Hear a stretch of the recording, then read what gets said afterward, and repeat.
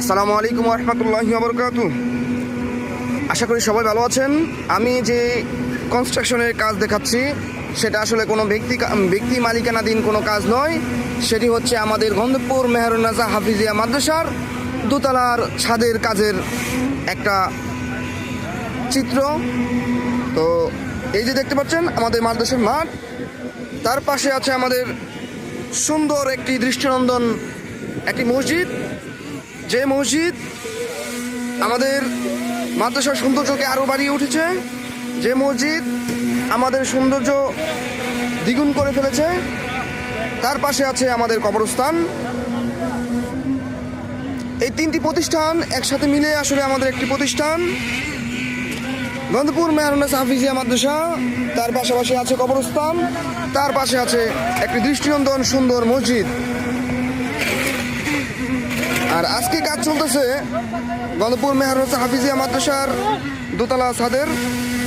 তো ইতিপূর্বে যারা এই মাদ্রাসার দায়িত্বরত অবস্থায় ছিলেন তারাও গভীর পরিশ্রমের মাধ্যমে আসলে তাদের দায়িত্ব পালন করেছেন। বর্তমানে যারা আছেন তারা আরও ভালোভাবে মাশাআল্লাহ পালন করছেন। তাদের সকলকে আসলে ধন্যবাদ জানাই গন্ধপুর ১ নং ওয়ার্ড এর বাসিন্দার পক্ষ থেকে। এই অনুদান আসলে শুধু কারো ব্যক্তি মালিকানাধীন নয়, এই অনুদান আমাদের ১০-এর অনুদান। এই অনুদান আপনার, আমার দাদার, আমার দাদির, আমার নানার, আমার নানির, আমার আব্বা, আমার আম্মার, সকলের। তার পাশাপাশি আছে বিভিন্ন রাজনীতিবিদ, তার পাশাপাশি আছে বিভিন্ন প্রতিষ্ঠানের কর্মকর্তা প্লাস মালিক। তাদের সকলের অনুদানের মাধ্যমে আসলে আমাদের এই দৃষ্টিনন্দন মাদ্রাসাটা দৃশ্যমান হচ্ছে। তো আমরা সবাই দোয়া করব যেন আমাদের মাদ্রাসাটা খুব দ্রুত আরও উন্নত লাভ করতে পারে, আরও দৃষ্টিনন্দন হতে পারে, সেই আশা ব্যক্ত করে আমরা বিদায় নিচ্ছি। সবাই ভালো থাকবেন, সুস্থ থাকবেন। তার আগে একটি কথা না বললেই নয়, আমাদের মাদ্রাসার কাজ চলমান আছে।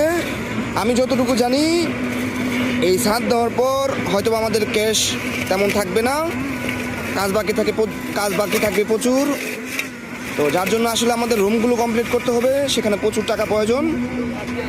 সেজন্য আসলে আমাদের মুক্ত হস্তে আবার সবার আগে আসতে হবে যেন এই মাদ্রাসার কাজটা সম্পূর্ণ হতে পারে। সবার জন্য দোয়া কামনা করছি, সবাই যেন ভালো থাকেন, সুস্থ থাকেন। আমার জন্য সবাই